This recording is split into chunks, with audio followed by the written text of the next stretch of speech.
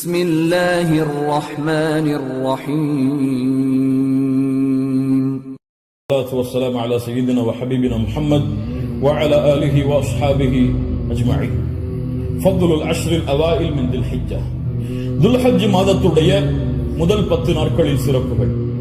கண்ணியத்துக்குரியவர்களே, அல்லாஹ் ரப்புல் ஆலமீன் இந்த சமூகத்திற்கு செய்த மிகப்பெரிய அருள் என்னவென்றால், அல்லாஹ் ரப்புல் ஆலமீன் நன்மையான மாதங்களையும் நன்மையான நாட்களையும் நன்மைகளை அதிகப்படுத்தி தரக்கூடிய விஷயங்களையும் தீமைகளை அழிக்கக்கூடிய காரியங்களையும் அல்லாஹ் இந்த சமூகத்துடைய வாழ்நாளை அல்லாஹ் சுருக்கி இருந்தாலும் அந்த வாழ்நாளுக்குள் அல்லாஹ் அதிகப்படுத்தி தருகின்றார்.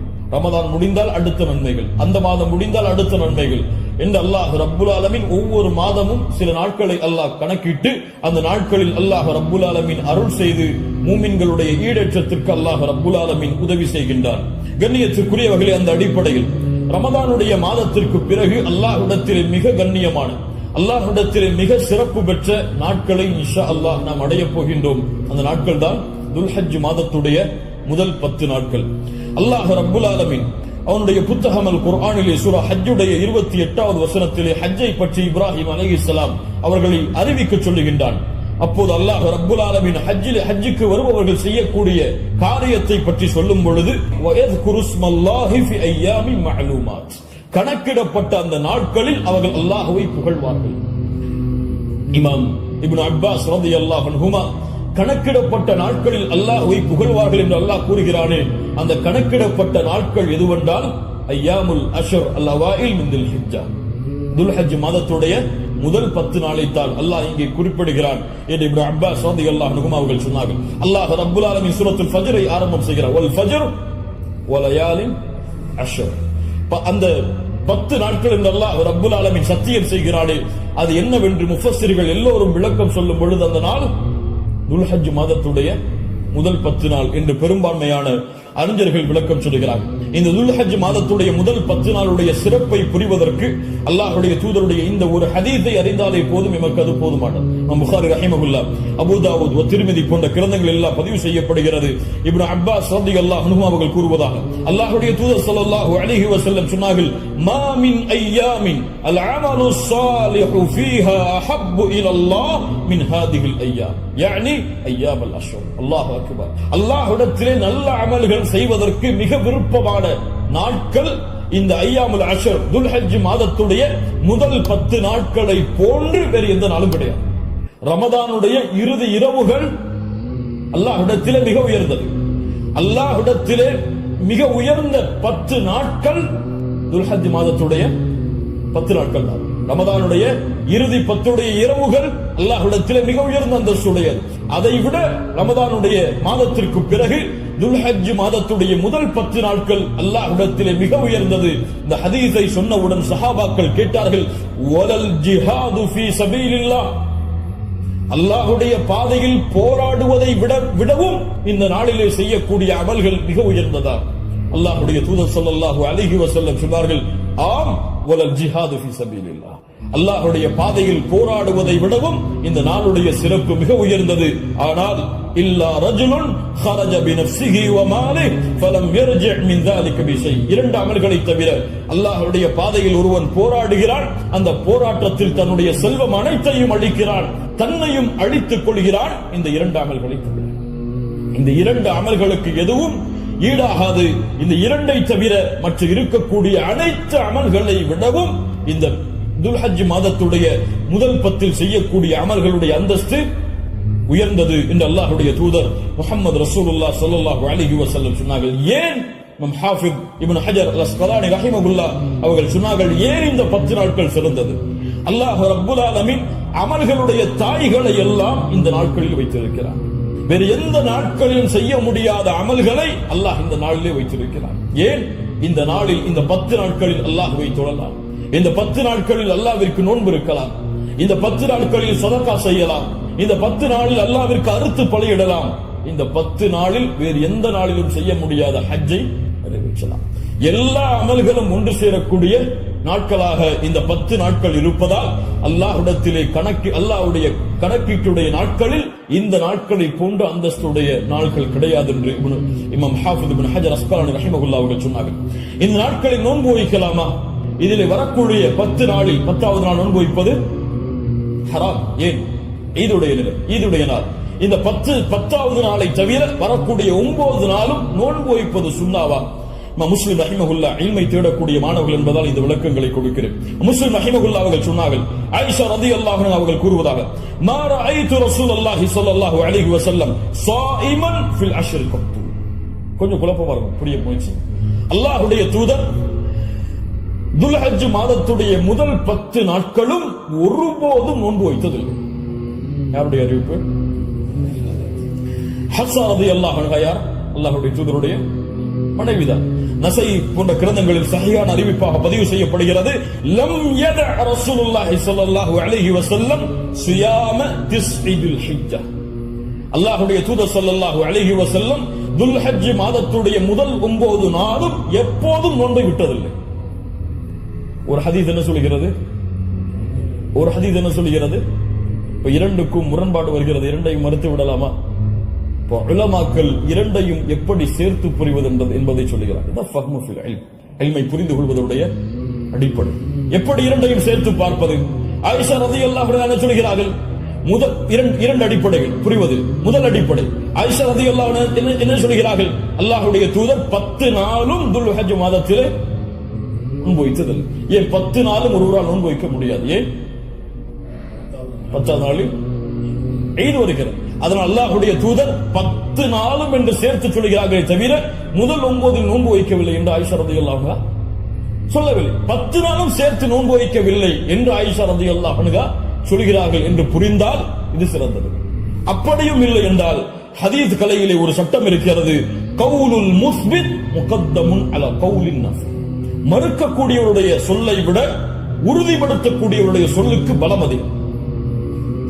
மறுப்பவர் மறதியில் மறுக்கலாம், அல்லது உறுதிப்படுத்துபவர் மறதியிலோ அல்லது இட்டுக்கட்டப்பட்ட நிலையிலோ உறுதிப்படுத்த மாட்டார்.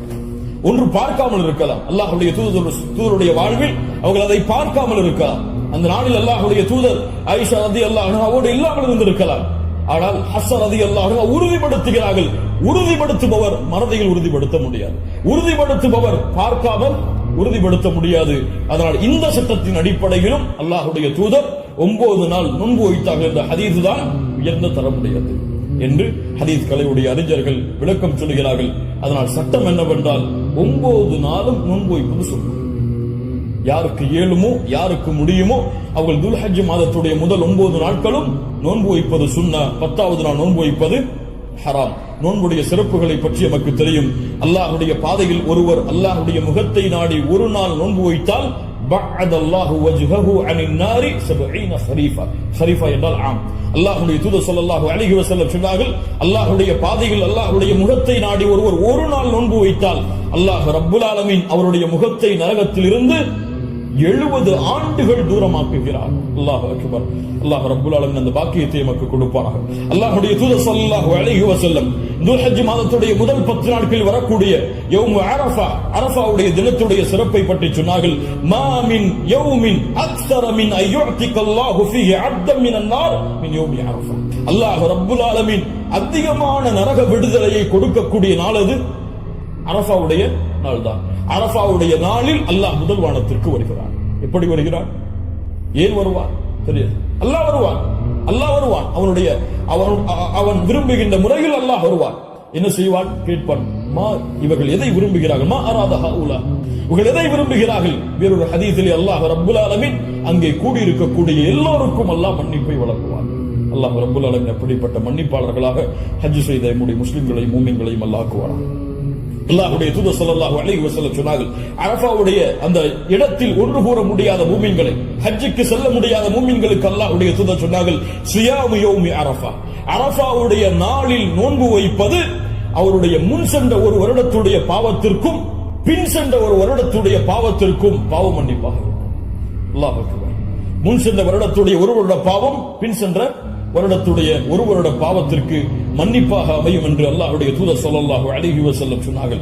அல்லாஹ்வுடைய தூதர் ஸல்லல்லாஹு அலைஹி வஸல்லம் சொன்னார்கள், அஃதலு துஆ துஆஉ யௌமி அரஃபா, துஆக்களில் மிக சிறந்தது அரஃபாவுடைய தினத்தில் கேட்கப்படும் துஆவாகும். அல்லாஹ்வுடைய தூதர் ஸல்லல்லாஹு அலைஹி வஸல்லம் சொல்லிவிட்டு சொன்னார்கள், நானும் எனக்கு முன்னால் சென்ற நபிமார்களும் கூறிய வார்த்தைகளில் மிக சிறந்தது எது? லா இலாஹ இல்லல்லாஹ் வஹ்தஹு லா ஷரீக லஹ், லா இலாஹ இல்லல்லாஹ் வஹ்தஹு லா ஷரீக லஹ். இதுதான் மிகச்சிறந்தது அரஃபாவுடைய தினத்தில் கேட்கப்படக்கூடிய துஆ. கண்ணியத்துக்குரியவர்களே, இந்த 10 நாட்களில் அதிகமான அமல் செய்யக்கூடிய மூமின்களாக இருப்போம்.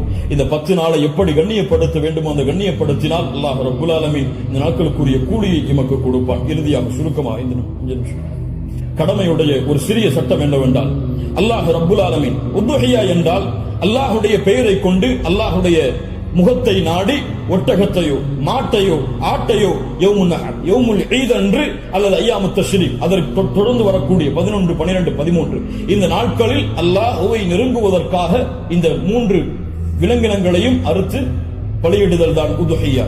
அல்லாஹ் ரப்புல் ஆலமீன் கூறுகிறான், இன்னா அத்தய்னாக அல் கௌசர். அல்லாஹ் ரப்புல் ஆலமீன் நபியே கௌசர் என்ற தடாகத்தை உமக்கு வழங்குகிறான். அதனால் ஃபஸல்லி லிரப்பிக வன்ஹர், அல்லாஹ்வை தொழு, அல்லாஹ்விற்கு அறுத்து பலியிடுங்கள். வன்ஹர் வஸ்பஹ், அல்லாஹ்விற்கு அறுத்து பலியிடுங்கள் என்று அல்லாஹ் ரப்புல் ஆலமீன் கட்டளையிடுகிறான். இந்த உதுஹியாவுடைய விஷயத்தில் உலமாக்கள் மத்தியிலே கருத்து வேறுபாடு இருக்கிறது. சில உலமாக்கள் சொல்கிறார்கள் உதுஹியா என்பது வாஜிப், அதை விட்டால் பாவம். உதுஹியா வாஜிப், அது விட்டால் பாவம். ஆனால் ஜும்ஹூர் அஹ்லுல் இல்ம் உலமாக்களுடைய ஒட்டுமொத்த கூட்டத்துடைய கருத்து என்னவென்றால், பெரும்பான்மையான உலமாக்களுடைய கூட்டத்துடைய கருத்து என்னவென்றால், உதுஹியா சுன்னah, விட்டால் மக்ரூஹ், விட்டால் வெறுக்கத்தக்கது. அல்லாஹ்வுடைய தூதர் தங்களுடைய இறுதி 10 ஆண்டுகளில் ஒருபோதும் உதுஹியாவை தாங்கள் கரத்தால் அறுப்பதை விடவும். இது சுன்னah, ஆனால் விட்டால் பெரும்பாவம் கிடையாது, வெறுக்கத்தக்கது. கண்ணியத்துக்குரியவர்களை யாருக்கு அல்லாஹ் வசதி செய்திருக்கிறானோ அவர்கள் எவ்வளவு விலங்கின அந்த ஆடுகளையோ மாடுகளையோ ஒட்டகங்களையோ அறுத்து பலியிட முடியுமோ அவர்கள் அறுத்து பலியிடலாம். ஒருவருக்கு ஒரு ஆடுதான். ஒரு மாட்டை ஒருவர் முழுவதாக அறுப்பதற்கு அவருக்கு செல்வம் இருந்தால், வசதி இருந்தால் அறுக்கலாம். அல்லது அந்த மாட்டை 7 பேர் பங்கு கொள்ளலாம். ஒட்டகமாக இருந்தால் அவர்களும் அதில் 7 பேர் பங்கு கொள்ளலாம். இப்படி ஒரு ஆட்டை ஒருவர், மாடை 7 பங்காக வைக்கலாம், ஒட்டகத்தை 7 பங்காக வைக்கலாம். அல்லது ஒட்டகம் முழுவதையும் ஒருவர் கொடுக்கலாம், மாடு முழுவதையும் ஒருவர் கொடுக்கலாம். 2 ஆடுகள் 3 ஆடுகள் என்று ஏழைகளுடைய கஷ்டங்களை நீக்க அல்லாஹ்வுடைய முகத்தை நாடுபவர்கள் எவ்வளவு அல்லாஹ் அவர்களுக்கு செல்வத்தை விசாலப்படுத்தி இருக்கிறாரோ அவ்வளவு அவர்களும் விசாலப்படுத்தலாம். அந்த விலங்கினங்களுடைய சட்டம் என்ன? ஆடாக இருந்தால் 1 வருடம் பூர்த்தியாக இருக்க வேண்டும், 2வது வருடத்தில் நுழைந்திருக்க வேண்டும். மாடாக இருந்தால் 2 வருடங்கள் பூர்த்தியாக இருக்க வேண்டும், 3வது வருடத்தில் அது நுழைந்திருக்க வேண்டும். ஒட்டகமாக இருந்தால் 5 வருடம் பூர்த்தியாக இருக்க வேண்டும், 6வது வருடத்தில் அது நுழைந்திருக்க வேண்டும். யாருக்கெல்லாம் ஒரு முழு குடும்பமாக ஒரே இடத்திலே ஒரே உணவை சாப்பிட்டு வசித்தால் அந்த முழு குடும்பத்திற்கும் ஒரு ஆடு போதுமானது, அல்லது முழு குடும்பத்திற்கும் ஒரு மாடு போதுமானது, அந்த முழு குடும்பத்திற்கும் ஒரு ஒட்டகம் போதுமானது. ஒரு குடும்பம் மொத்தமாக ஒரே இடத்திலே ஒரே உணவை சாப்பிட்டு இருந்தால், தனித்தனியாக வேறு வேறு உணவுகளை வைத்திருந்தால் அவர்கள் தனித்தனியாக உதுஹியாவை அவர்கள் கொடுக்க வேண்டும். கண்ணியத்துக்குரியவர்கள், இந்த முறையில் இந்த வணக்க வழிபாட்டை செய்வதற்கு அல்லாஹ் எமக்கு உதவி செய்வானாக. இதனுடைய மாமிசங்களோ இரத்தங்களோ அல்லாஹ்வை சென்றடைவதல்ல, வலாக்கின் யனாலுஹு தக்வா மின்கும், உங்களுடைய உள்ளத்தில் இருக்கக்கூடிய தக்குவாதான் அல்லாஹ்விடத்தில் சென்றடைகிறது. கண்ணியத்துக்குரியவர்கள், இப்ராஹிம் அலைஹிஸ்ஸலாம், இஸ்மாயில் அலைஹிஸ்ஸலாம் அவருடைய தியாகத்தை நினைவு கூறும் பொருட்டு இப்ராஹிம் அலைஹிஸ்ஸலாம் தன்னுடைய மகனை அல்லாஹ் அறுக்க கட்டளையிட்ட போது நான் அறுக்க தயாராகிறேன் என்று இப்ராஹிம் அலைஹிஸ்ஸலாம் அல்லாஹ்விற்காக தன்னுடைய அல்லாஹ்வுடைய கட்டளையை ஏற்க துணிந்ததை போன்று, யா அல்லாஹ் நீ கூறினால் எதையும் செய்வதற்கு நான் தயார் என்ற தன்மையை வெளிப்படுத்துவதற்கு தான் இந்த யௌமுன் நஹர், யௌமுல் ஈதுடைய தினத்தில் ஆடுகளையோ மாடுகளையோ ஒட்டகங்களையோ அறுக்கக்கூடிய கட்டளை அல்லாஹ் கொடுத்திருக்கிறார். இது ஒரு சடங்காகவோ சம்பிரதாயமாகவோ இல்லாமல் அல்லாஹ்விற்காக செய்யப்படக்கூடிய வணக்க வழிபாடாக எண்ணி இன்று நியத்து வையுங்கள். அல்லாஹ் எனக்கு கொடுத்த செல்வத்தின் அடிப்படையில் இன்ஷா அல்லாஹ் இதை நான் விசாலப்படுத்துவேன். என்னால் எவ்வளவு முடியுமோ அவ்வளவு அல்லாஹ்வுடைய பாதையில் அறுத்து பலியிட்டு ஏழைகளுக்கும் நானும் அதிலிருந்து உண்பேன். கண்ணியத்துக்குரியவர்களை, சிறந்தது என்னவென்றால் நாம் வாழக்கூடிய இடங்களில் அறுத்து பலியிடுதல் தான் சிறந்தது. நாம் வாழாத ஊர்களில் அறுத்து பலியிடுதல் சிறந்தது கிடையாது, உலமாக்களுடைய குர்ஆன் சுன்னாவுடைய ஆதாரங்களின் அடிப்படையில். அதனால் நாம் அறுத்து முழுவதுமாக நாம எடுத்துக் கொள்ளலாம், அல்லது ஏழைகளுக்கு முழுவதுமாக கொடுக்கலாம், உறவினர்களுக்கு முழுவதுமாக கொடுக்கலாம். இதில் ஹதீஸ் அடிப்படையில் தெளிவான ஆதாரங்கள் எவ்வளவு பங்குகளை வைக்க வேண்டும் என்பதற்கு கிடையாது. ஆனால் 3 பங்காக வைத்து கொடுக்கப்பட வேண்டும் என்பது ஹதீஸ் கலையிலே ஹதீஸிலிருந்து இஜ்திஹாத் அதை ஆய்வு செய்து முடிவெடுத்த உலமாக்கள் இப்னு கையிம் போன்றவர்கள் 3 பங்காக அதை வைத்து பங்கிட வேண்டும் என்று விளக்கம் சொல்கிறார்கள். இன்ஷா அல்லாஹ் அதுவும் சிறந்ததுதான். ஒரு பங்கு எமக்கு, இன்னொரு பங்கு உறவினர்களுக்கு, இன்னொரு பங்கு ஏழைகளுக்கும் கொடுத்து உதவலாம். அல்லது பங்குகள் முழுவதுமாக ஏழைகளுக்கும் கொடுக்கலாம். அதிலிருந்து நாமும் முழுவதுமாக சாப்பிடலாம். இதில் எந்த தவறும் கிடையாது. அல்லாஹ் ரப்புல் ஆலமீன் இன்னும் விளக்கங்கள் உங்களுக்கு தேவை இருந்தால் உலமாக்களை அணுகி அதை கேட்டுக்கொள்ளுங்கள். அல்லாஹ் ரப்புல் ஆலமீன் இந்த இறுதி 10 நாட்களை கண்ணியப்படுத்தக்கூடிய இந்த இறுதி 10 நாட்களில் அதிகமான அமல்களை செய்து அல்லாஹ்வுடைய பொருத்தத்தை பெறக்கூடிய நன்மக்களாக அல்லாஹ் ரப்புல் ஆலமீன் என்னையும் உங்களையும் ஆக்கி அருள் புரிவானாக. அஸ்ஸலாமு அலைக்கும் வரஹ்மத்துல்லாஹி வபரகாத்துஹு.